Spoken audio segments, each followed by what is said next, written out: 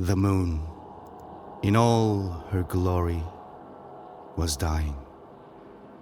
Even those who knew nothing of the corruption could sense her decline. She had taken on a sickly glow that cast a light of dread and misfortune on New Orleans. The ignorant and the innocent could do nothing but look up at the source of that disquieting light with reverence and growing trepidation. Those untouched by the moon's first assault were beginning to turn. Panic began to spread, and alongside it came despair, exposing more hearts to the devastation of her pallid effervescence. O Night's Eye, mother of twilight and tide, could your steady pulse fall still? Could your light be dimmed and put out? Those who knew of the corruption were recruited to end the tragedy. Hunters from all walks of life and faith gathered behind Mr. Sherry, hoping that in helping him solve his problems, they might also solve their own. But hope is a slippery thing, easily corrupted. Kevin Linus watched from the window of his home by the pond and the willow. Outside, Mr. Sherry waited beside the circle he had drawn in the dirt on so many moonlit nights before. He would not have to wait long. We're all slaves to habit and desire in the end. The sound of her footsteps preceded her grim silhouette, and Mary Ochankov walked straight into the circle without hesitation or greeting. The dirty, dripping bag in her hands began to burn first. Her clothes quickly followed, and as the screams began again, Kevin wept. He would scream with her, would share her pain, and stop the terrible cycle. But though he tried, no sound escaped his mouth. As the flames grew, twisting their way around Mary's neck, she suddenly snapped her head toward Kevin, a knowing, accusatory expression on her face, while Mr. Sherry looked on in sadistic glee. Mary crossed the ritual markings, sparks erupting where they broke, and ran toward the house. When she reached the door, she screamed and tore at the panels until her nails broke and bled. "Why didn't you help me?" she wailed. And then he woke up. All the encounters had been the same. The chase, the trails of blood, the confrontation and the defeat. As cyclical and constant as the moon. The only thing that had changed were the snakes. Kevin Linus had been pursuing Mr. Orwell Sherry for weeks across southern Louisiana. From New Orleans to Baton Rouge and back, the boy had followed the AHA administrator's trail, his focus interrupted only by the hunter-assassins Mr. Sherry hired to stop him. But the moon had been gracious in her blessing, and Kevin had gained an otherworldly intuition for gunplay and combat. All went back to Mr. Sherry, unable to hunt. He finally cornered Mr. Sherry in Ascension Parish. My, how you've grown," Mr. Sherry said as he spread his arms in mock welcome. His 3 hunter companions kept their guns warily trained on the boy. "Haven't you done enough?" Kevin replied, pointing his pistol at Mr. Sherry's head. But all the man did was smile. "Young man, you're in my way." At that, Mr. Sherry snapped his fingers, and a shot rang out into the night. Kevin looked down to see a red blossom blooming from a hole in his stomach. He looked up, and a second shot rang out.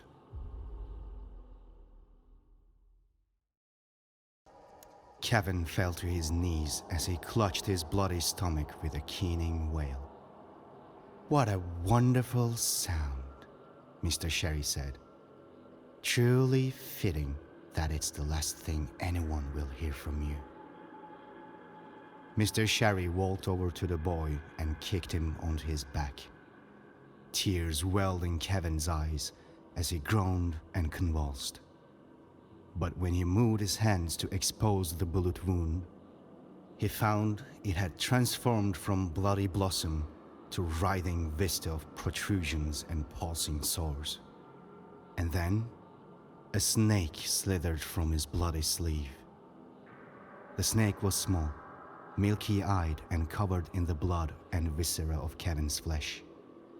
Kevin ripped at the shirt, widening the tear to reveal a coiled brood of small snakes nested in the wound, as if just hatched scaly maggots uncoiling themselves from his flesh. For 2 agonizing hours, Mr. Orwell Sherry kneeled over the boy's body, tearing and slicing at Kevin's flesh as he moaned in tired agony. "What's happening?" Kevin asked. The question was met with silence and another incision. From the fresh, gaping wound, Mr. Sherry plucked the body of a snake.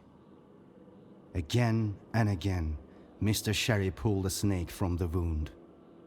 Again and again, the animals sunk their venomous fangs into his hands. It was just what Mr. Sherry needed.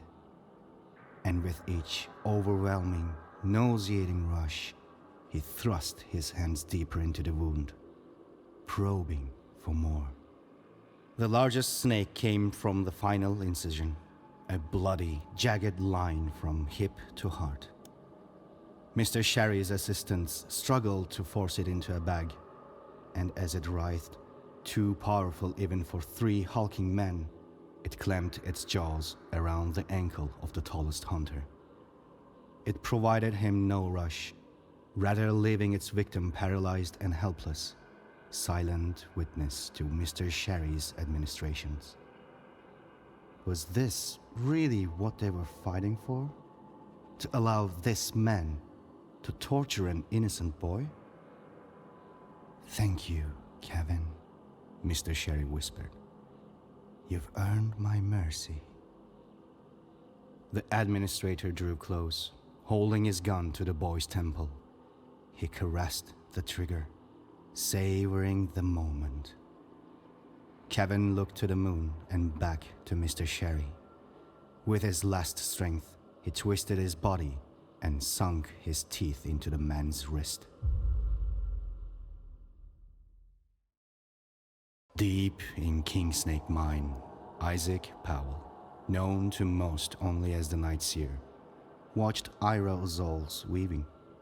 Strips of dried flesh dipped in rosemary oil, willow splints and straw combined to form the shape of a large basket-like structure. Oil dripped from its plaits, and footsteps echoed from the direction of the nearest mine shaft. The flickering lamp was disturbed by a faint breeze, and the shadows danced as Mr. Sherry entered the dark cavern. He regarded Ira's work and nodded. He then turned to acknowledge the imposing hooded hunter who sat in the corner, gently stroking the head of the enormous snake coiled around their neck. "Isaac, you didn't tell me you had already met." Mr. Sherry regarded the figure in the corner with respect. "A rare occurrence." "He keeps to himself," came the gruff reply. The figure rose and turned towards the Night Seer, menacing. "Isaac, I believe they would rather not be addressed as he," returned the administrator.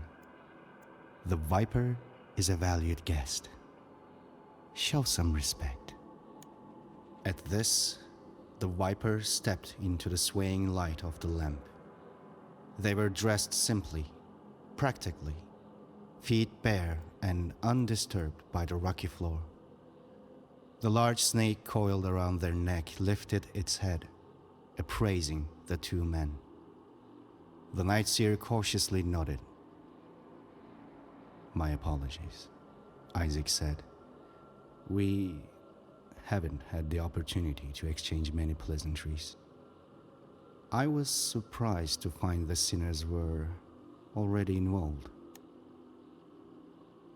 I've been looking for someone fit to the task for a long time. The sinners sent the Viper and..." Mr. Sherry looked to the Viper to provide the name of the snake. "Delara," came the Viper's response, their voice the rough whisper of a person who does not often speak. At the final syllable, the snake adjusted itself around the Viper's throat. Mr. Sherry nodded, then spoke again. "It's time for the Night of the Hunters and the Sinners to bury their quarrels. We need to work together, much as that pains us both." "You think Finch would like hearing you say that?" Powell scoffed. "Isaac, you know I believe in your vision, but I must maintain my position with Finch until the time is right." Something dangerous glinted in Mr. Sherry's eyes as he spoke. Isaac grunted. "But politics aside, this is why we're here." Mr. Sherry raised his arm, and a snake silently slithered from his sleeve. "There's a new breed, already adults after only a few days, exquisite venom, and so hungry." Mr. Sherry paused, before looking between Isaac and Viper. "Simply insatiable." It was unclear if he was referring to the snake or himself. He smiled.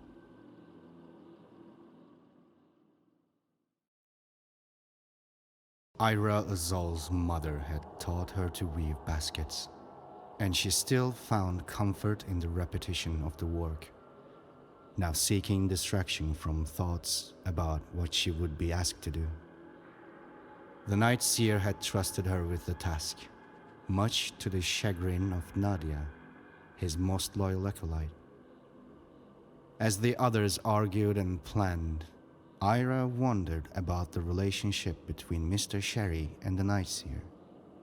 Who was exploiting who? But she didn't really care. It was the Night Seer's vision that interested her. Until she found herself left alone with Mr. Sherry. He spoke. "Ira, it's so nice to see you again. And with Mr. Powell, no less." Mr. Sherry's whisper set the night follower's skin on edge. She suppressed a shiver. "Where Isaac goes, I follow," Ira responded firmly. The administrator smiled. "I see he trusts you," said Mr. Sherry. "Intimately." He paused at that. "We have a common goal." Almost finished with the structure, she began to check for unintentional gaps. "And what goal is that?" the administrator asked. "You said you believed his vision. I heard you. I wouldn't think you needed to ask." Isaac Powell had told all of his acolytes what he'd seen. But Ira felt that something was missing, that he had kept something from them too terrible or too important to share freely. Mr. Sherry kneeled beside the altar and spoke. "I see he didn't trust you enough to tell you either. Well, what if I told you I knew how to find out. He stood and offered her a hand. Come with me. Perhaps I can show you. With just a moment's hesitation, she took his hand. Be strong and courageous. Do not be afraid. Do not be discouraged. For the Lord, your God, will be with you wherever you go. Mary Burgess spoke the words into the stock of her Wetterly before looking to her partner. Cersei Elias looked back at her and murmured a quick amen before moving forward into the night. Cersei wasn't exactly religious, but with the mission ahead of them, any help, divine or otherwise, would be welcome. The moon was full and bright, and they moved slowly and surely. Mr. Sherry had introduced the two women after they had accepted his contract. Mary was easy to convince. The bayou was full of sin, and Mr. Sherry was a servant of the Lord. If there was someone after the administrator's life, then she would ask God for forgiveness and do what had to be done. Cersei was more difficult to convince. She was single-minded in her pursuit of the creature that had murdered her sister and stolen her skin. And as the last heiress of the Elias fortune, she did not care about gold or glory. Mr. Sherry used an old trinket, a locket with a portrait of Cersei's family, to earn a favor from the witch hunter. As Cersei and Mary threaded their way through the bayou, they ignored the familiar moans and shrieks of the grunts and hives that stumbled through the night, and the rustle of the armored's papery casing. But what caught their attention was a soft whimpering, human and suffering, from within a half-collapsed shack, camouflaged by rotten clumps of netting and earth. Cersei nodded at Mary, and they readied their weapons. This was the place, and their quarry clearly injured. They'd be done in time to take morning communion. Two snakes had remained at Kevin's side, both comfort and shackle. He would never forget how it felt as Mr. Sherry's long nails clawed into his flesh, as the scaly, writhing bodies were pulled from his wounds, and the delirium of the venom they left behind in their panicked bites. Now the snakes both protected him, keeping the monsters of the bayou away, and guarded him, a prisoner in the shack where Mr. Sherry had left him. It was only when the moon was full once again that he found the strength to rise. He staggered to the door, but when he pushed it, rather than swinging open, it creaked and fell off the hinges. The sound as it hit the warped boards of the porch took the two women lurking outside by surprise. Mary and Cersei looked at the boy, now silhouetted by the rotten frame, his face ruddy with tears and countless scars blemishing neck, face, and arms. Two snakes hissed at his ankles. Warily, the boy raised his pistol, the moonlight glinting off the clinking chain of bullet chambers. Cersei looked at Mary. This him? He's barely grown. She thought of her sister. Even Satan disguises himself as an angel of light. She began to raise her weapon when Kevin spoke. Mr. Sherry sent you, didn't he? Kevin slowly lowered his weapon. He hoped they would let him explain. Mary narrowed her eyes, but before she could respond, a strange silhouette filled the broken frame behind Kevin. A hooded figure with a large snake coiled around their neck. Enough. The voice that spoke was hoarse and raw.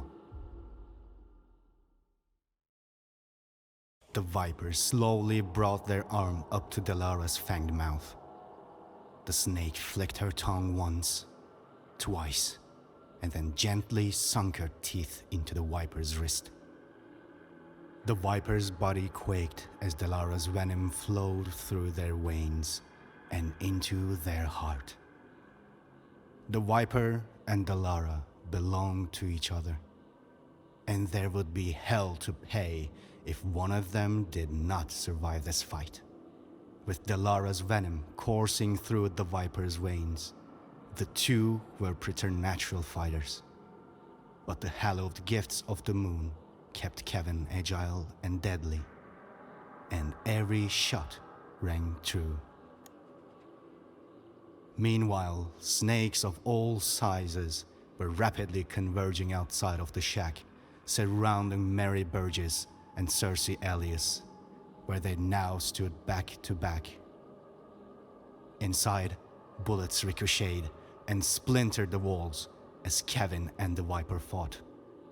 Kevin had grown weary of violence and death.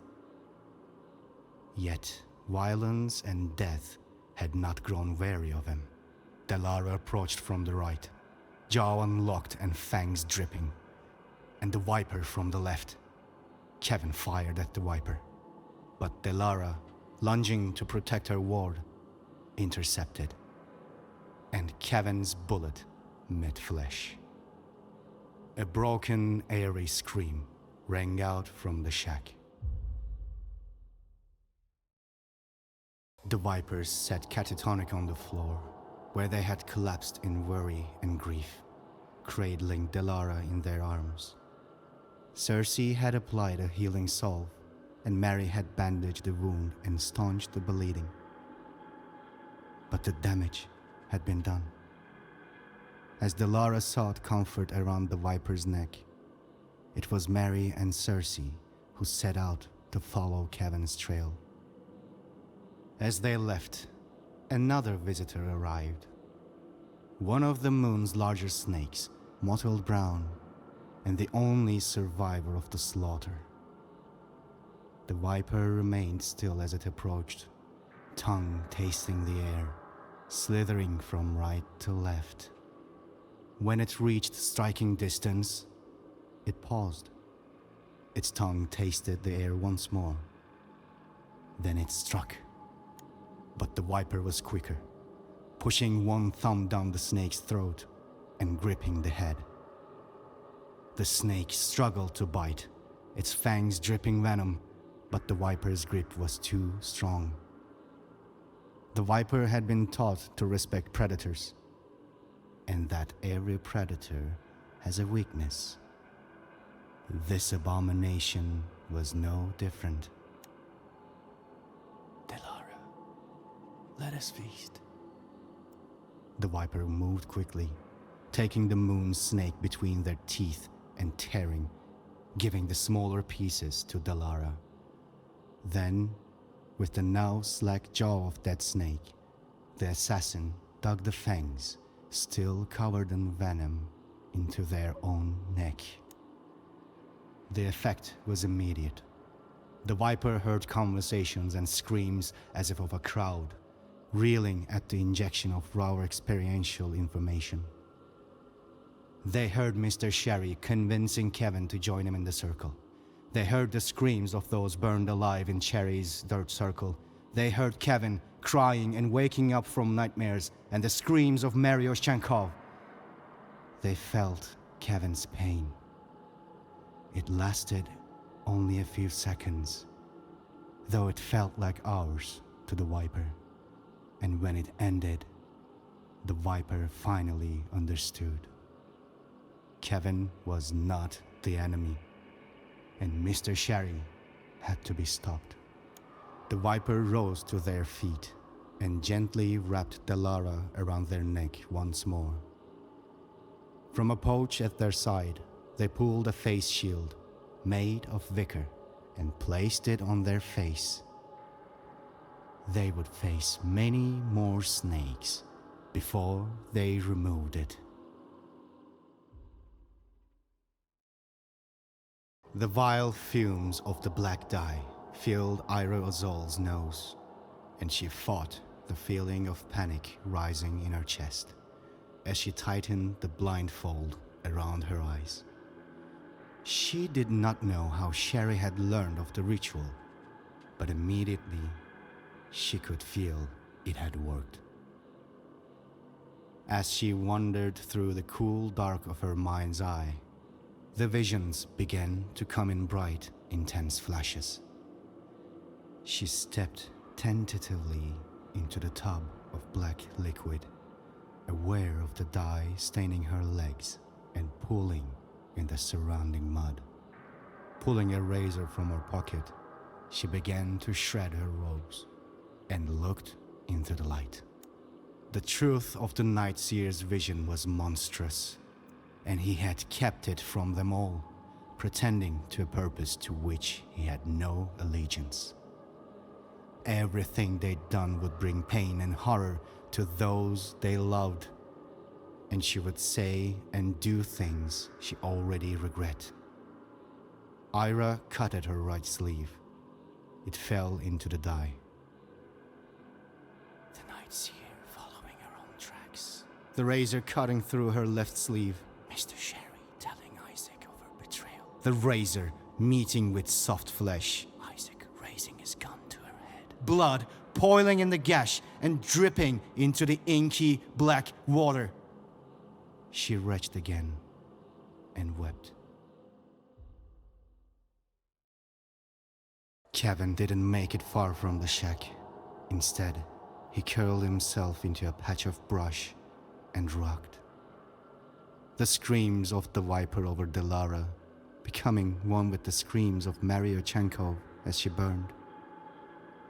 He wished the moon would comfort him again, but she too was sick and tormented.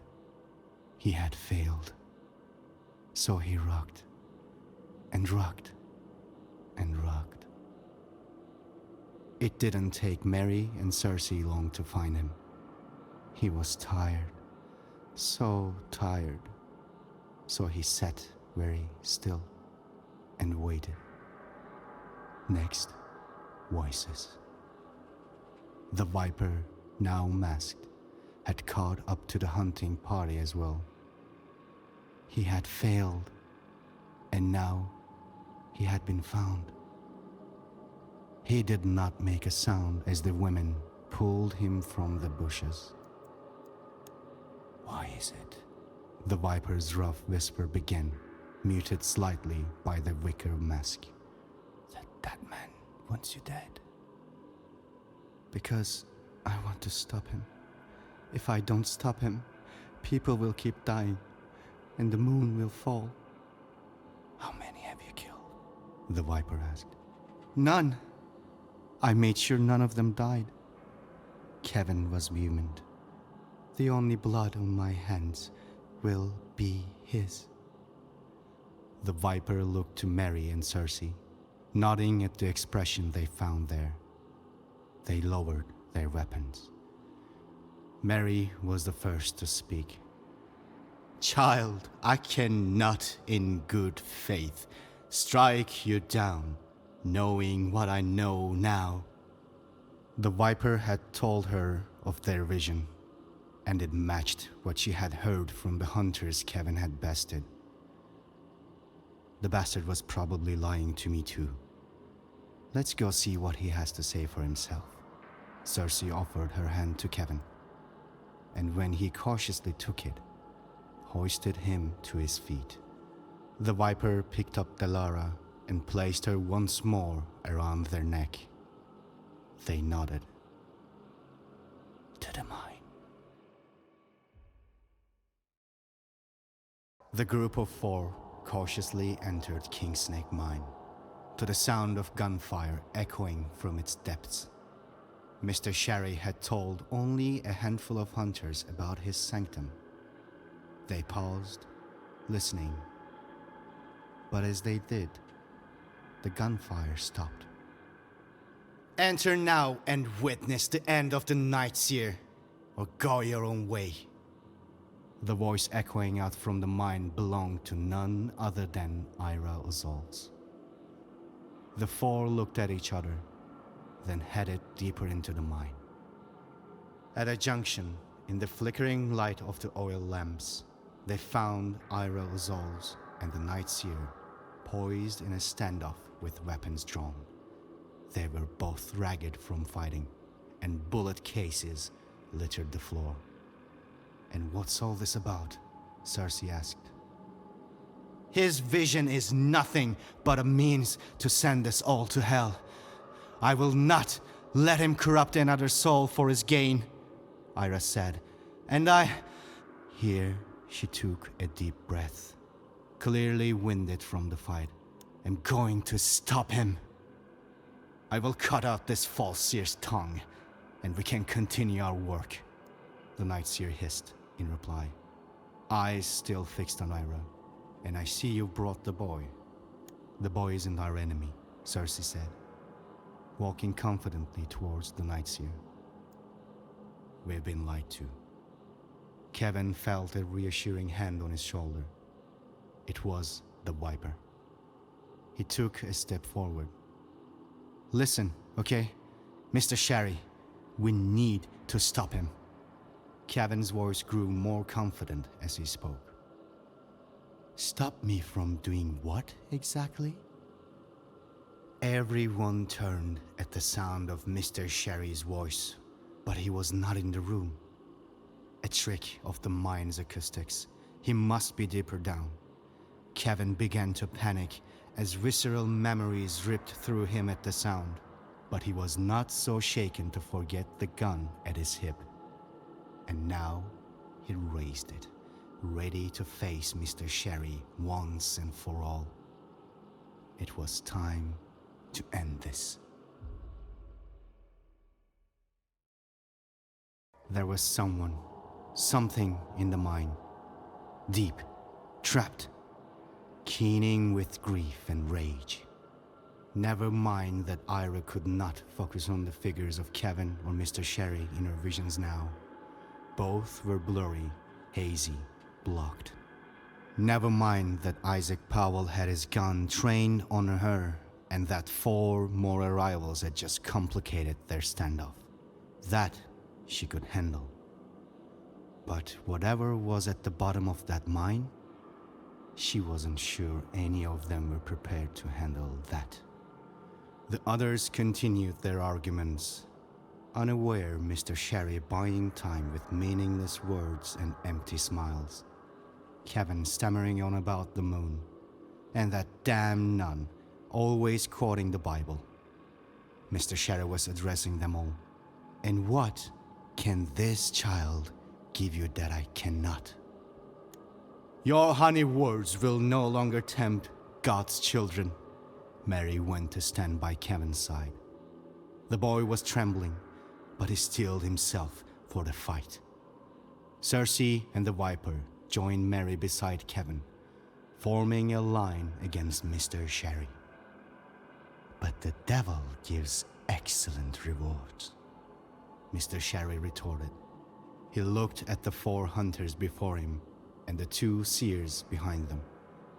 They were all talented hunters, and if they managed to work together, Mr. Orwell Sherry would lose his life. But if he had just 1 hunter on his side and a little time, he might make it out alive.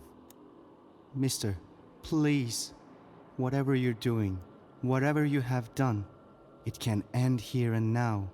Kevin trembled as he confronted the administrator once more. "You're right, my dearest Kevin. It can, and it will. You'll help me more than you'll ever know. Farewell." And at that, he snapped his fingers again. From behind the 4 hunters, Isaac Powell moved his sight from Ira to Kevin and fired. And Kevin fell. In that moment, it felt as if time had stopped. The hunters froze in disbelief as Kevin's body crumpled to the ground. They did not try to stop Mr. Sherry and Powell as they ran towards the surface ward passage. The Viper fell to their knees and cradled Kevin in their arms. It was the dynamite lit by Mr. Sherry as he ran that brought them all to their senses. An explosion, a rumble, and a collapse. They were trapped in King Snake Mine.